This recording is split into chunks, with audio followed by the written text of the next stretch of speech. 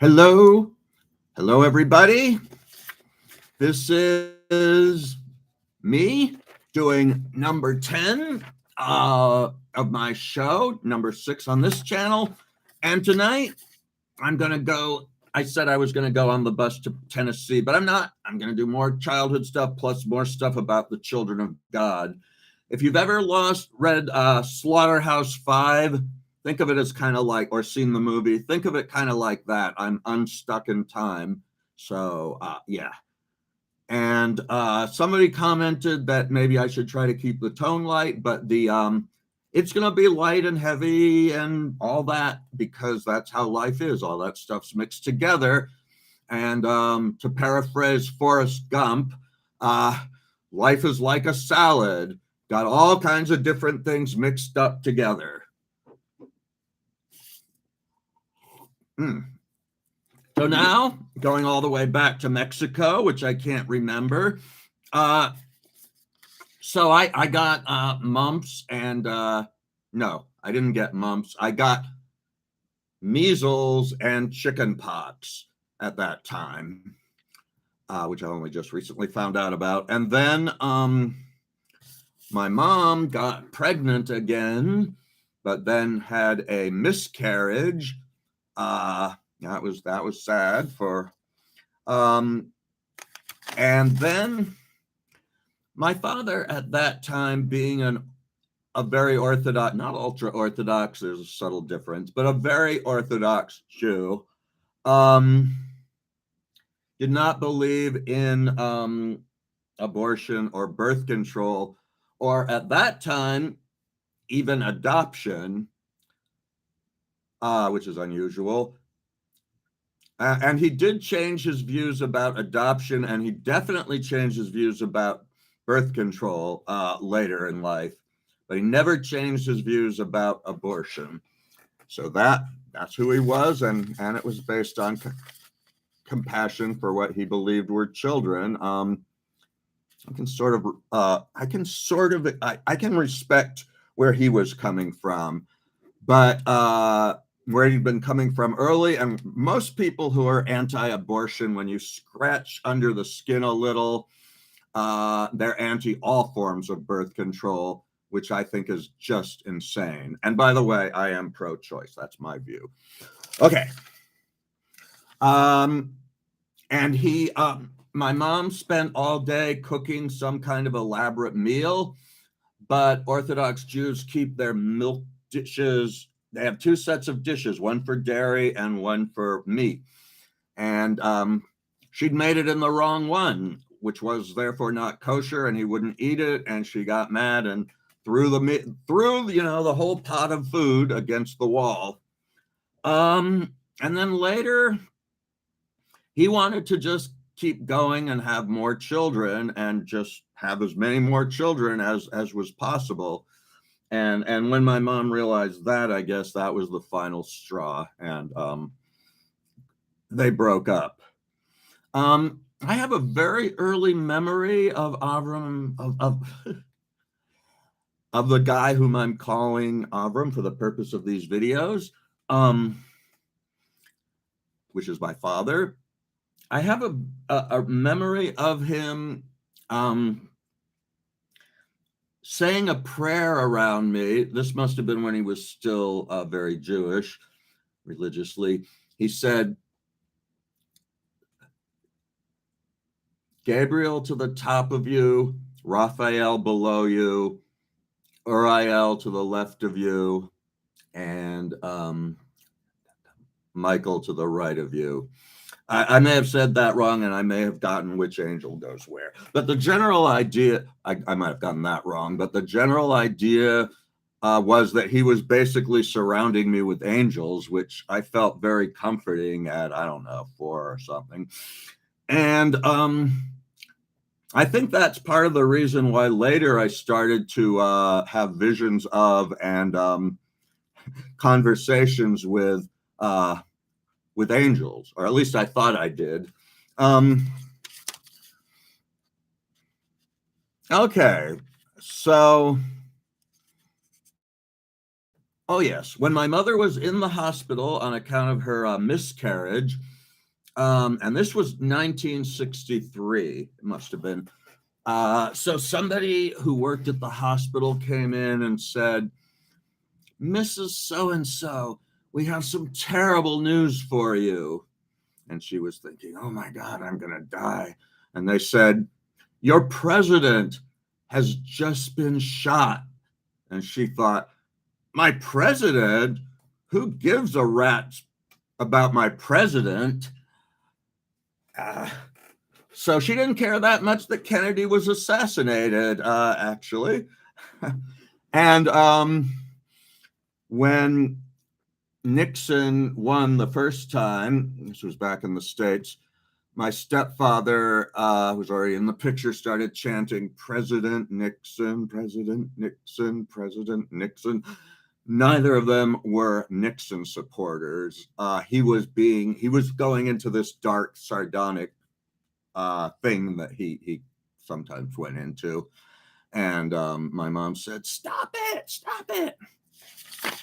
And I think that's when I started to actually become aware of, politics and such. This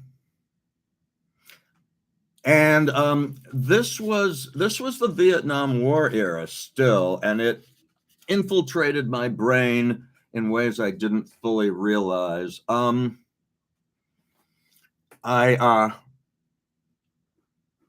I told my mom that we were doing the Pledge of Allegiance at school because, of course, we were. All public schools did. And she kind of suggested that I refuse to say it. And she said I could tell the teacher that wars were started around around that sort of patriotism and venerating the flag and such. So I did that, but of course I got the argument wrong, being quite young still. And I think I just wouldn't stand. And when the teacher told me to stand, I just called her a war starter. And it was kind of a, a confrontational scene. But I continued to not say or stand for the Pledge of Allegiance throughout life. The exception was when I escorted a girlfriend's nephew to a Boy Scout thing, and I decided to just stand up and say it so as not to embarrass the kid. But otherwise, I didn't mind embarrassing me when I was a kid, that's for sure. My mother did exercises and yoga, and I would do them next to her. She was doing this, and I started doing that as well. And she said, you don't need to do that part. I'm just doing it to hold my breasts up. So, and then she went and she took me to a yoga class, but she left me outside, which makes sense that she didn't take me in. But she left me outside by myself, and I started making noise. I started playing. I wasn't really aware I was making noise, but of course I was. A kid playing, So then at the end, people came out, and this guy came up to me and said, you made enough noise to raise the dead. And I thought, wow, I didn't even know it was possible to make enough noise to raise the dead. So, and this Vietnam era stuff clearly was getting into my brain because I remember drawing peace symbols all over my notebook at school, and I asked a friend of mine, do you believe in war or peace? And it's kind of a loaded question. He said peace. But then when I got a bit older, me and some other kid were playing war. I must have forgotten. I got reminded again soon. So basically we're just running around going pew, pew, pew, like little boys do. And Anyhow, my mother and stepfather took me at age 7 to see the wildly not kid-friendly movie Johnny Got His Gun. And this was a movie about a World War I veteran who had his arms, legs, and entire face blown off during the war. And all he had left, like no sight, no sound, just his tactile sensation. And it was all together told in voiceovers and flashbacks because during the entire movie, he could not talk. So just a little heavy for a 7-year-old. And I went back to school, and the usual kid, he asked, "Hey, you want to play war?" Like we'd been doing. And I said, no. I just walked away. He never knew why. I remember at one point when I was in public school, I would go to school on a school bus, and the police started following our school bus, police cars. And I was like, why are they following the bus? Because of the Zodiac Killer. The Zodiac Killer, a pretty prolific serial killer at the time. I think he sent one of his weird cryptic letters, and it contained a threat to children. So that's what they were doing. When I was 9, I remember sitting at one of my father's many residences, and I was sitting on the heating grate, and I was reading a Batman book in black and white. So the whole scene was it was a book of Batman comics in black and white. The whole scene was just a little bit, I don't know, moody, I guess. And I remember thinking, at some point, this moment will just be a memory. And then I thought, and every moment that I ever live from now till my death is going to become just a memory. And that was such a heavy thought, and kind of still is. Awareness of impermanence. So my mother and stepfather would take me, and then later me and my brother on little road trips. And a lot of times they were structured around hot tubs. So we went to Reno, and we went to this place called Geyserville. It's still there, but the hot spring isn't hot because they tapped it for geothermal, and then some place called Isis Oasis started artificially heating their hot tub water. So, and then we went to a weekend retreat at Swami Satchidananda's place. Satchidananda was pretty well known and was one of the guys instrumental in bringing yoga, especially hatha yoga, to the West. But that wasn't what this weekend was about. So they had a little hot spring with a physical structure around it, which may be the only reason my folks went. And the couple, Jeff and Irene, went with us. And the diet was fruitarian for a whole weekend, fruitarian, which was not bad from me because I did and still do like fruit a lot. I remember my brother, who was an infant, he was crying, not too uncommon. Other babies around him were also crying in the same dining room. So there was a bit of social contagion there. But it also occurs to me that one reason these babies were fussy, including him, was no protein. They weren't getting any protein, and babies should be getting protein. And my mother and stepfather, who slept separate from me and my brother, got up in the middle of the night and went to a restaurant and went to town and ordered went to a diner and ordered steak and eggs. Yeah.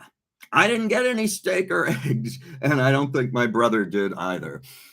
But I remember going to this enclosed building where the hot tub was at night. It was kind of dark. I think maybe there were candles, and they were chanting Om. So that's Hindu derived, traditions. This is common. Om, Om.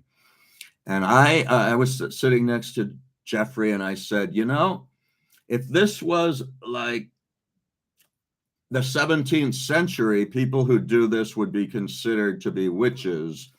And he said, we were chattering while people were chanting. He said, yeah, and now there's a lot of people nowadays that would also consider them to be witches, which was probably true and still is true, actually, in some places. And so later, my mom said, well, this is the dawning of the age of Aquarius, which is supposed to start in 2000, but there's always been people who are a little ahead when the age changed. And my stepfather, who was always the rational one, said, but people have always been doing stuff like this.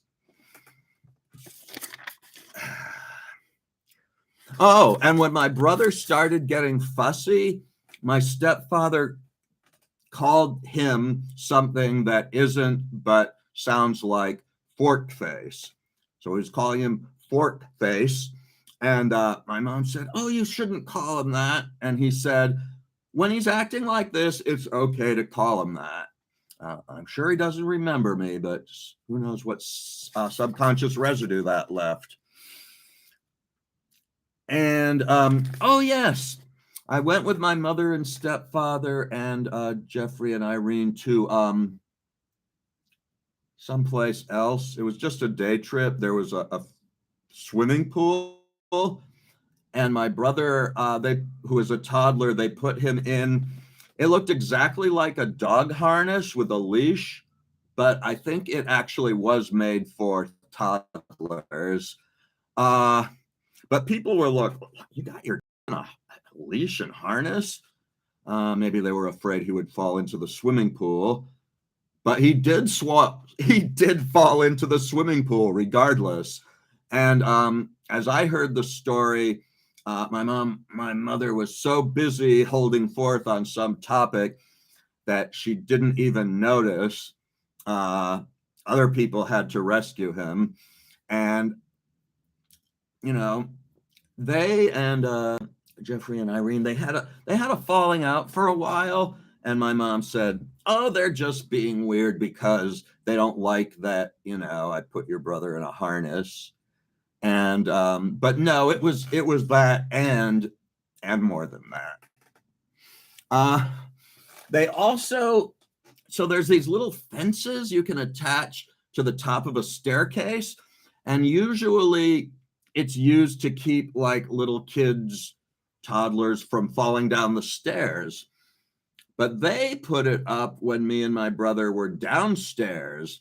And so he could climb up the stairs. He could have fallen back down the stairs. It wasn't him there to protect him. It was there to keep him from going upstairs and bugging my mother and stepfather. Oh well.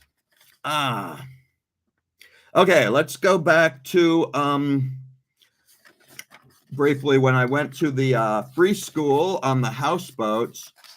My mother had volunteered at the Shire School in the Haight-Ashbury, and this was all volunteer run, so all the teachers were volunteers. I remember one guy missing his class. The teacher missed his class for a couple of weeks, and then he came back and said, sorry, I had too many parking tickets, and they took me to jail for a couple of weeks. And I had this this teacher. He was my Spanish teacher, and he was into comic books, as was I. Now, at that time, and actually still to the present day, to a certain extent, I had a big problem with losing things. So I would lose, books, papers, house keys, articles of clothing that I took off outside the house, everything. And my parents would get mad and frustrated, understandably. And he kept conjugating verbs in Spanish. I hated everything to do with that. But I kept losing the sheets he had written out for me. And I think the third time I was like scared and nervous because I thought he would get mad at me. And I finally told him, I lost your sheet again. And he could tell I was upset. And he said, well, let's just talk about comic books. So we did. That guy also became a very large LSD dealer. Yeah. And then, unfortunately, he was killed in Mexico. I guess he did know Spanish, and but his money and drugs were still on him. So that's kind of a mystery. The Charles Van Dam was one of the two big wooden ferry boats there. And I mentioned that they worked in these ferry boats, which is true. And the Charles Van Dam had a wood shop in it. But a lot of people also lived in them and partied in them. And now they're gone, and all that's left is the metal wheel that old steamship had. And one week I got a big splinter in my foot from one of those old wooden platforms we were walking on. And then the next week I walked off something and twisted my ankle, the first of many bad ankle twists. And my stepfather said, if you're going to get injured every week like this, we might have to take you out of the school. But I didn't. Okay, this is a cute story that I'll just mention. So I was in a small building, and there was the math class. And there was also another room with a couple of guys just hanging out. And one guy sang a song that concluded, I looked in your vagina, and what did I see? A great big Chinaman coming after me. I know that's not a nice word nowadays, or probably ever. But anywho, it was a bit inappropriate as well. And so the other guy realized that and said, hey, there's kids in the next room. I don't think any of us were really shocked or even that amused. It was kind of par for the course. All right, skipping on to Hawaii again. So I said my brother insisted he was 5, but apparently he arrived at age 3 and left at age 4. I've been informed.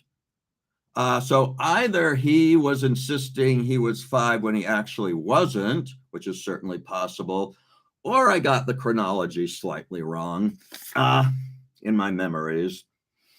And then he had these Filipino babysitters when he was in the he had babysitters. Why the hell was I stuck babysitting him on New Year's Eve? Who knows? But anyway, he came home one day and he said, I'm Filipino. And we were laughing and we're saying, no, you're not Filipino. You can't be. He said, why not? And my mom said, because you have yellow hair.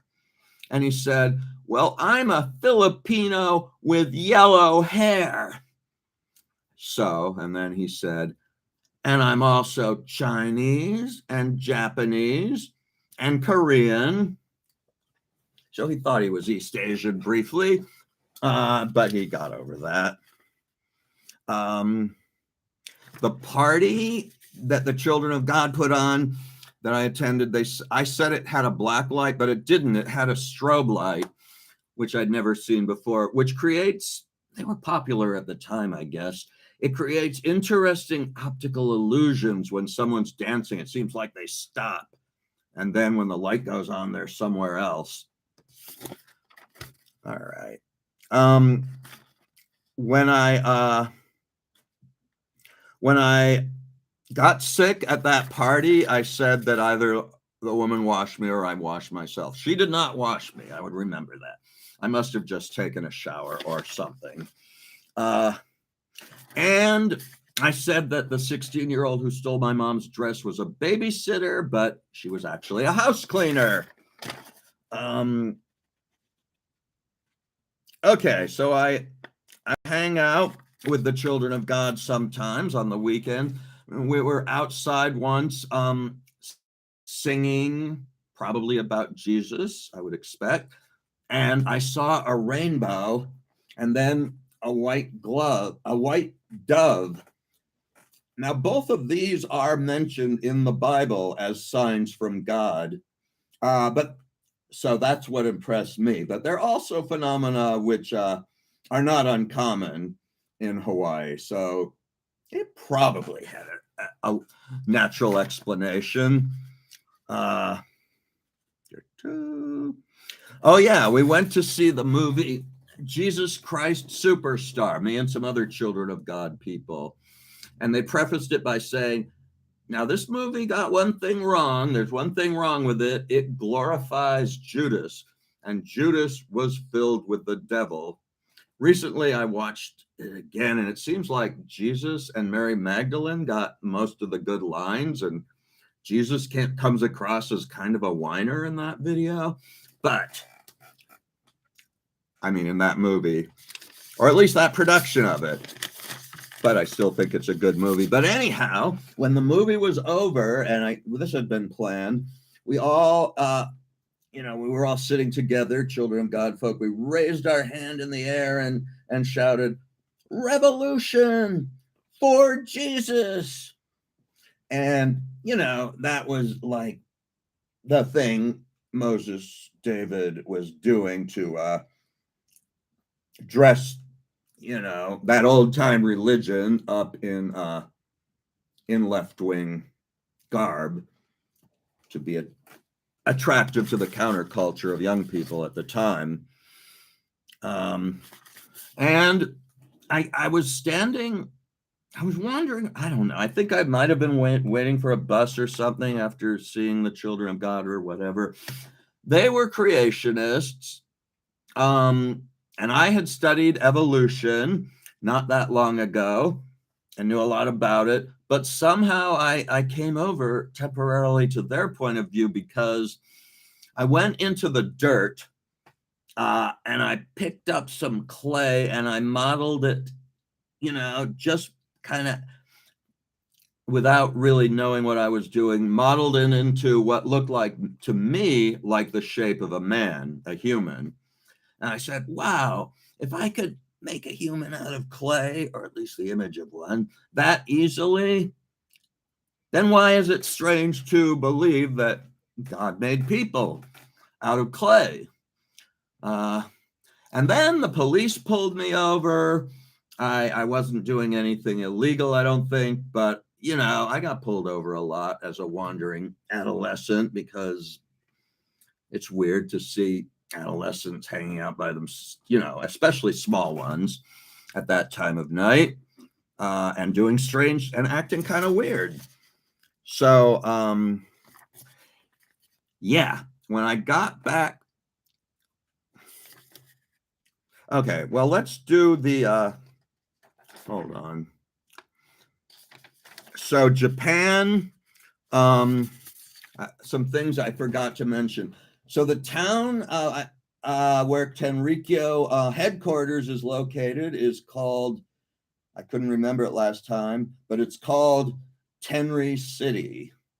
And I remember, well, every time I kind of associate this with Japan, like when I get off the plane, right away there's this air which is kind of cold and kind of smoggy. But don't mind, you know, I guess I've done it 3 times, and it kind of is nostalgic when I get just that combination of air. And there had been some holdup with the I don't know, the airline did something wrong, so they treated us to a very nice dinner at a fancy Japanese hotel with a nice view. And I guess the food must have been good. I don't really remember actually. And my father said, when you were living in Gales Point, getting bitten up by sandflies, meaning gnats, who would ever have imagined that you'd be sitting here having dinner in this fancy hotel in Tokyo? And I found that amusing, and I said, no, I'm serious. They wandered all over the place. It wouldn't be that shocking, really. But okay, and then we go to Tenry City, but we also, and I remember getting up early in the cold. It was cold enough to snow. For early rituals. I didn't really mind that though. And then we did visit Mount Fuji. Me and my father and his Tenrikyo minister. And by the way, and there's a lot of like Buddhist stuff there. And the Tenrikyo minister said other religions are also a manifestation of God, which I also believed. And then we wound up at some random Japanese person's house. And the question came up to me, is there anything you'd like to do or see before you leave? And I said, I'd like to see a Zen rock garden. I don't know how I came up with that, where I learned about that. Anyway, he turned on a light and we could see into his yard, which had been dark, was suddenly illuminated by electricity, and there was a Zen rock garden. Pretty cool. And so now we go back to California, and my father is renting a room with some random person, as was often the case. And it was discovered that I had lice and scabies. My guess is I picked them up in Hawaii. So they put me in the bathroom. They gave me some Quell and this body wash stuff. And I remember these bugs, which were probably the scabies, just popping out of my skin like popcorn. Whoop, whoop, whoop, whoop, whoop. And I was trying to step on them all, and that didn't help with my insect phobia. I had it in my mind that I got lice 4 separate times in California. My guess is that it was the same infestation that it took a long time for us to ever properly get rid of, because it just kept getting back, and I had to get my hair cut short, which I didn't like, and I had to use this lice comb. And I was doing it on the bus, and some old man behind me said, have you got lice? And I'm thinking, geez, what was your first clue? So, and so some more about some of those road trips I took with the Children of God. On one, I got busted. All 3 of us. So there was me and a young woman that I had a crush on. She was part Native American, and we all went by, new names. And the name she had chosen was Sparrow Freebird. And so the money she had collected was in this envelope marked Sparrow Freebird, collected from, giving out pamphlets and asking for money. And the cops asked, who or what is Sparrow Freebird? And they wouldn't talk. And then they interviewed me separately, and I mean, I didn't see any good reason to keep it a secret, which there wasn't. So I said, "Oh yeah, Sparrow Freebird, that's her. That's that woman that was with us." And then they put me in a cell by myself. Uh yeah, I'm 13. They put me in a cell, and I stood on the bench that was, the concrete bench, and I was able to touch the ceiling. And I realized like the ceiling was made out of cardboard. And I thought maybe if I push that cardboard aside, I can climb out and escape. But of course, I couldn't. Above the cardboard was concrete. But the cops came in and saw what I had done, and one of them started lecturing me. He said, "Now, because you did that, there's going to be a $500 fine to replace that." And Sparrow said, "Really?" And I said, "Wow." And he said, "Yeah, wow." And she said, "Really?" And the cop winked at her. So I knew that it wasn't really. uh, and it wasn't. I didn't have to pay a fine, but one of the cops took me aside and said, "You are prepared for life in the worst kind of way." I'm like, "What? I'm already 13. What are you talking about?" Prior to that, I went out to like an IHOP or something in Richmond, I think, and I got lost trying to find that's it. I walked out, I got lost, and I found refuge in an IHOP for a while, and I went into the bathroom. I thought maybe I'll just sleep in the bathroom, but I couldn't. I came back out, and I guess somebody called the cops, and they took me aside and they said, "Well, what's going on? Aren't you home?" And I said, "Well, my father and I just got back from Hawaii, and so I forgot where my home is. I'd never lived there before. I forgot how to get back." And he said, "Well, where's your mother?" I said, "Oh, she also just got back from Hawaii, so she's not there." And he said, "So they both just got back from Hawaii?" I said, "Yeah." He said, "Everybody just got back from Hawaii?" I said, "Yeah." And he said, "You're lying to me." And of course I got upset. "It's true, I swear it." And then he knew that I wasn't lying. And somehow I got back home. Okay. Now here's one story.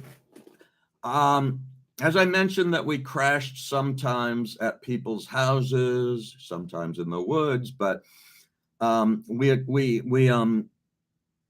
well, one time we stayed on the floor of a guy who was a friend of the family's, not in it, but friendly with us.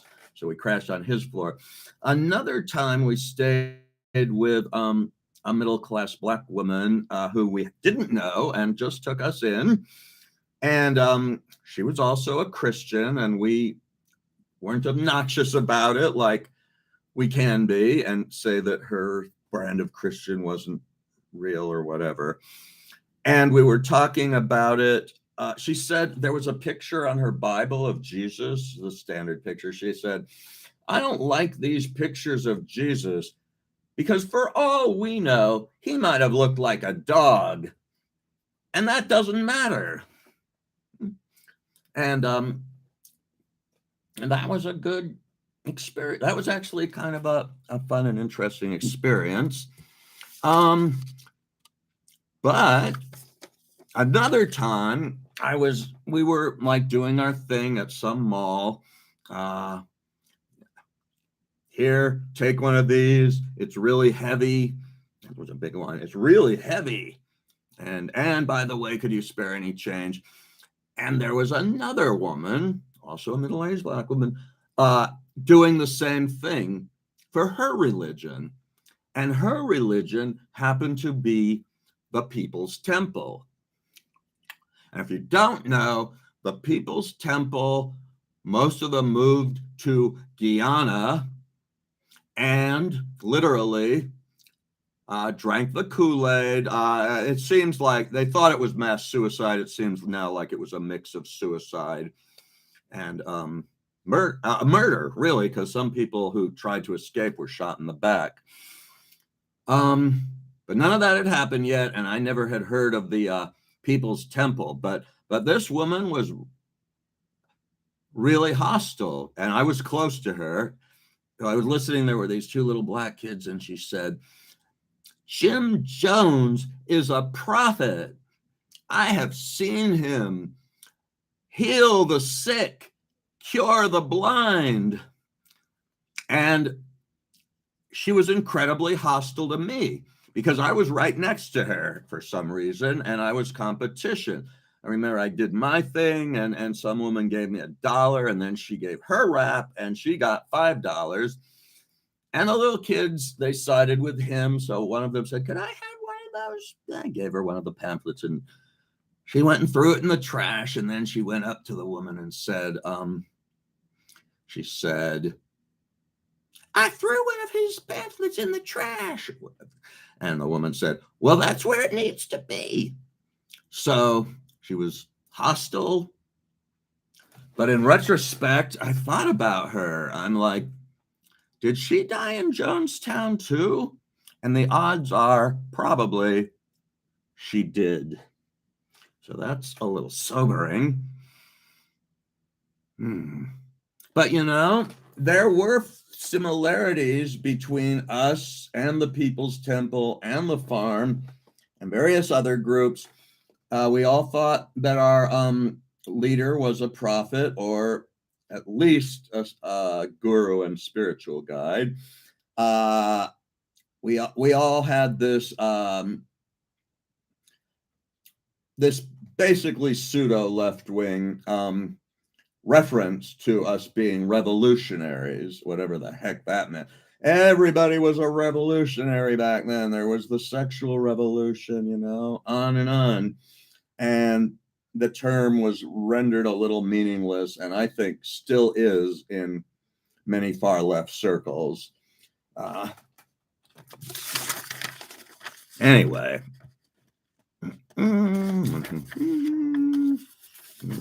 Oh, yes. Moses David he not only heard direct messages from God, he also had spirit guides, he said. And there were some Mo letters that were just spirit guide channels. He was channeling, is what some people call it. One of them was named Abraham, not Abraham, but Abraham, the Gypsy King. And another one was Ivan Ivanovich, who apparently piloted boats in some canal in Russia. And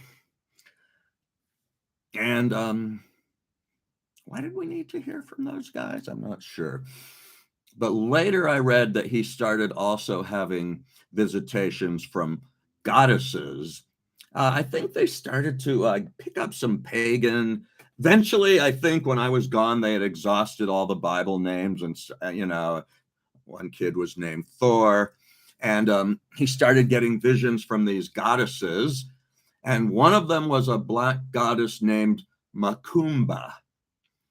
I don't know where he heard that name, but Macumba has a couple different meanings. Originally, it was one of the African-based traditions in the New World, which I much later took an interest in.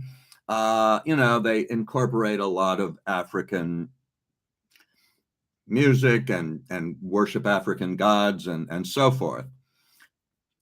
But then when I was in Brazil, Macumba seemed to have become a derogatory term used by people who did not practice the African-based religions to refer to the people who did. And there was a split because, of course, the evangelicals had been in there like they get in everywhere.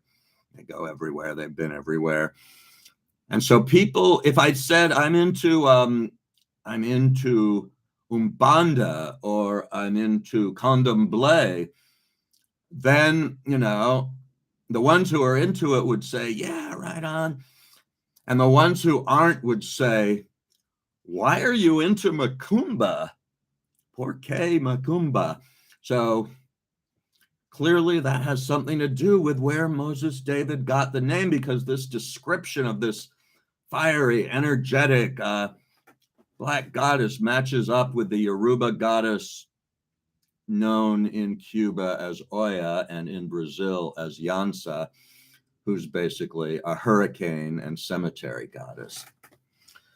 Somebody on a Children of God Survivors website chat board said I should write a book and put that in. So instead, I'm putting it in here. When I was in Richmond, I got revelations I'd mentioned from Gabriel, the angel himself, which, I mean, I'd been talking to God, so hearing from from Gabriel wasn't so surprising.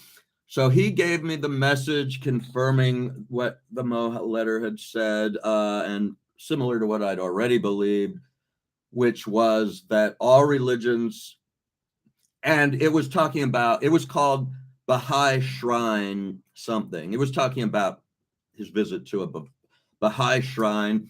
And they also believed that all religions were originally, or at least all the big ones, were originally correct.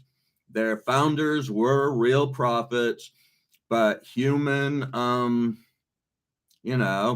human ego and greed and selfishness and all that had led to them going off track.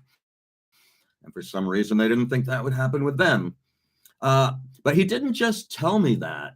He sang it to me in a rhyming song, which unfortunately I don't remember much of it, except I'm the angel Gabriel, and that's about it. But I remember what the message was. Yes,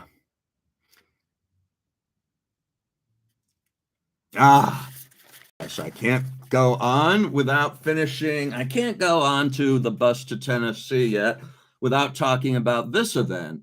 So I was back with my mother and stepfather in Sausalito, and there was a party next door. I could hear the music. So I just, right next door, literally, I walked in unobstructed, and I heard the music had extremely obscene lyrics, which I later learned were the words of the singer Blowfish, whose entire career consisted of singing songs with extremely obscene lyrics. That was just his thing. And then I noticed there was a hot tub. Side note, Marin was known for hot tubs back then. It's possible that my mother and stepfather started it because they, when they got back from Japan, they got their own hot tub. Anyway, this place had a hot tub, and I noticed that, and I said, there's a hot tub here? And this woman, a grown adult, and as I recall, fairly attractive, said, you can take a hot tub with me anytime. And a guy next to her said, if you start with this, imagine how far you can go.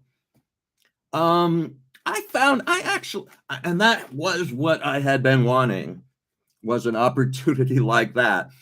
But then when it arose, I found the whole thing kind of overwhelming. And the guy next to me, it didn't help. It just, bombarded me with too much. And but the other thing was, I at that time, still considering myself a member of the Children of God, did not believe in, I was at that moment holding the belief that Christians should not have premarital sex. And so I just, between that, I'm pretty sure she could have seduced me if she'd been a little bit more subtle about it, and that other guy hadn't been there, and she just invited me to go to the hot tub. Nature would have probably taken care of the rest. But that's not what happened. So then I left the party, and while I was just sitting there, an old man came up and sat next to me and started talking. I had some Children of God pamphlets. I said, "Oh, hey, would you like one of these?" And he said, "I have to read all this?" No, you don't have to, but why are you talking to me anyway? I'm thinking. And then he grabbed my genitals through my pants, and then it became clear to me why he was talking to me. And I said, "Well, it's been nice talking to you. Have a great night." And I went home. Later, I wondered, why had I felt like I should be so polite to him? And then I thought, but actually, that's probably the right thing to do, because while most guys like that are not violent and they will let you walk away if you choose to, but then there are some who really have a screw loose and might get angry and, you know, be violent. You just never know. So I did the right thing. But anyhow, I ah later I learned that Moses David himself had a he had a compound in the Philippines, his own little villa really, and it had a hot tub. And he would do sexual things in there with girls, uh, some of whom were even younger than I had been, like younger than 13. Like, so when I learned that, I'm like, damn, I turned that opportunity down for that guy, and he was doing that. And I got pretty pissed off. Like, damn, I could have. So, anywho, I think that has us catched up. I may be wrong. If so, something else may happen. Otherwise, we will take the bus to Tennessee.